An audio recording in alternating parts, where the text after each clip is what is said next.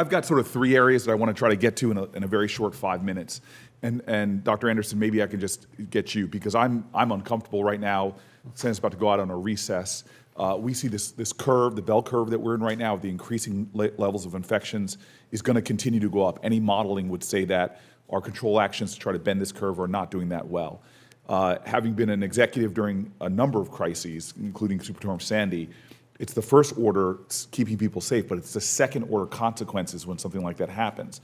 We're about to face nationwide second order consequences of what it means to have schools closed, what it means to be told to go home and stay home.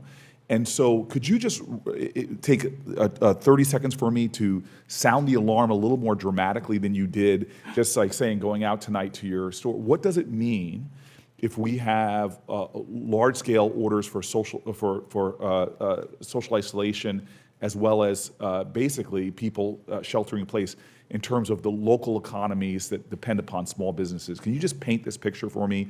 Because I think that we need to be taking a lot more dramatic action to try to stabilize a lot of the small businesses and help people who are going through this crisis. So I just walk through my neighborhood and I see basically restaurants basically empty. I see dry cleaners, no one going. I see in the last week or so a fundamental change in how the economy is working. And I think the stock market is telling you that's what's happening. And I think what we're seeing it in the real world in our neighborhoods every day is just And so something as basic as schools closing, childcare crises. I live in a community at the poverty line where people, if they miss one paycheck, they can't make a rent paycheck, they can't make a car payment, their lives spiral out of control. So telling a food service worker, for example, to stay home for 2 weeks is just not going to happen, right? Unless they get paid. Right. And you've got to make sure that they're willing to stay home because they're going to get 80% of our food service workers do not have paid family leave.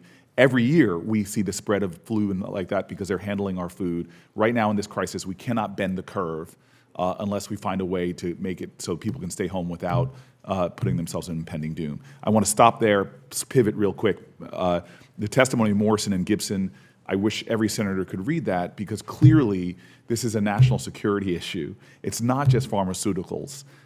It is rare earth metals. I mean, I can go through the things that should something more major in terms of a conflict between us and China breaks out, that it would cripple our economy, our health and well-being and safety. And so this idea that it's a free market, when I know this from New Jersey, that people are luring companies to manufacture over in China.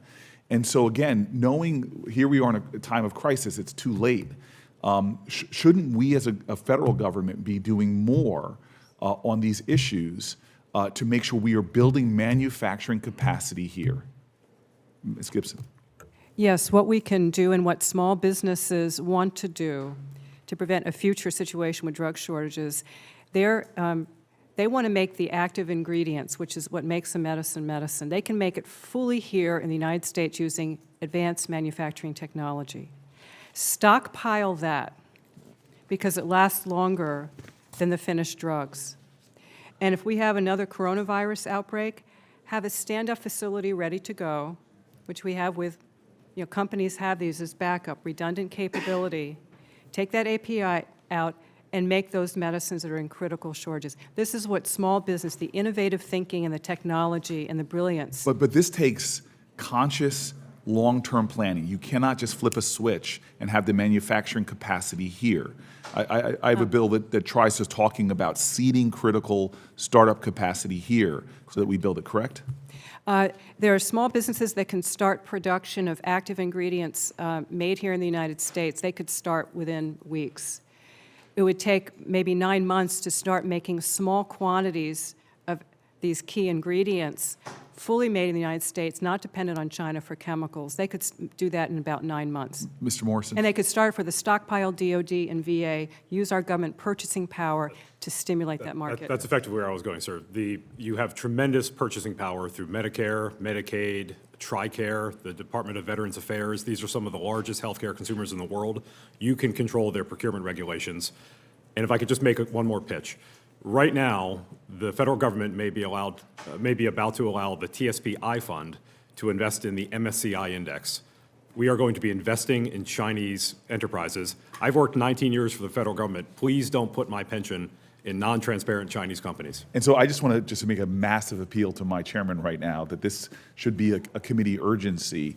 This is not, we can address this. It's actually not that hard. We just don't have the collective will. This is a national security crisis that one of our serious adversaries is doing things strategically to undermine our health and economic well-being, which at any point they could cripple our economy.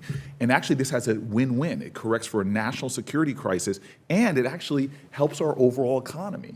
And the fact that they're doing it and we're not. So I just appeal to the chairman and the ranking, let's work on this as a project. This is an obvious area where we should have bipartisan commitment to fill these vulnerabilities and actually build more American economic manufacturing.